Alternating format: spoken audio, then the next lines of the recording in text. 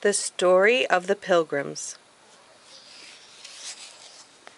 Once upon a time, in a land of England, there lived a small group of people called the Pilgrims. The Pilgrims were unhappy because the King of England would not let them worship God in their own way.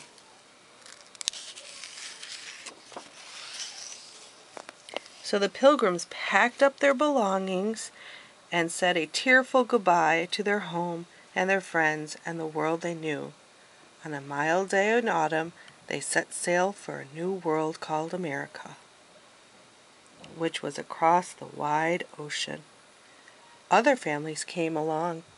Together they hoped to find freedom and a better life. More than 100 people squeezed into a small wooden sailing ship called the Mayflower. 22 of the Pilgrims were children. For their journey, they brought with them only the simplest foods, things like cheese, bread, dried beans, and salted meat.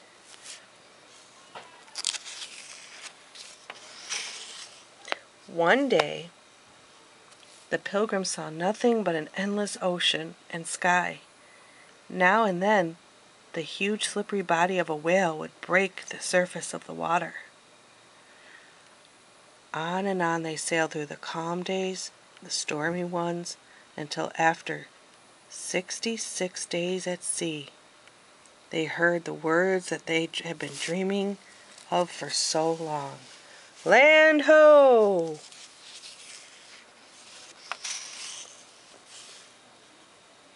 Nearer and nearer to the land they sailed until the water was so shallow they couldn't go any further. They dropped anchor at a peaceful, bowl-shaped harbor brimmed with sparkling white sand. Dense woods rose up all around.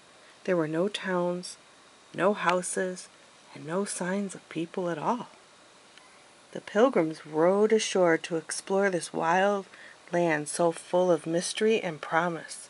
The men were armed with guns. They had heard that America was full of fierce animals and savage Indians. After many days of exploring up and down the coast, they found a deep harbor near good farmland. Here they would make their home. They called it Plymouth. While some stood guard against the Indians, the others began to build houses. The first was long and narrow, and very plain. They called it the common house, for they would all share it. As each day grew a little colder and a little darker, they worked quickly. Winter was coming. And a terrible winter it was. There were dark days of bleak and bitter cold, far colder than they had known back in England. Snow and sleet and high winds battered the common house, and the little ship anchored to the harbor. The Pilgrims huddled together for warmth, trying to survive on stale food from the long voyage. Many of them got sick and died. By the time spring came, there were only 50 Pilgrims alive, and they were mostly children. What would they do if the Indians attacked? Surely they would be too weak to fight back. Then, one day an Indian did come. The Pilgrims had never seen an Indian this close, and they were terrified. But this Indian had come in peace. His name was Samoset.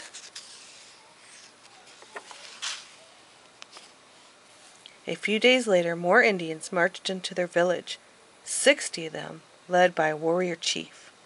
The Pilgrims and the Indians made a treaty, promising not only to do each other no harm, but also to help each other. An Indian named Squanto turned out to be a special friend. He taught the Pilgrims many things: where to find the best fish, and how to stamp eel out of the mud at a low tide, and how to find their way safely through the dark forest, and where to find nuts and berries and herbs. And Squanto taught the Pilgrims how to plant wonderful new food. It was called corn. In each seed mound they buried a small fish to help the corn grow. All that first summer in the New World the Pilgrims fished, and they hunted, and they tended their crops. They built more houses to live, and hunted, and bought more sheds to store all their supplies.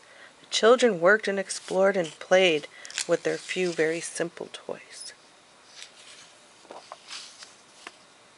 When autumn came, the Pilgrims rejoiced over their harvest.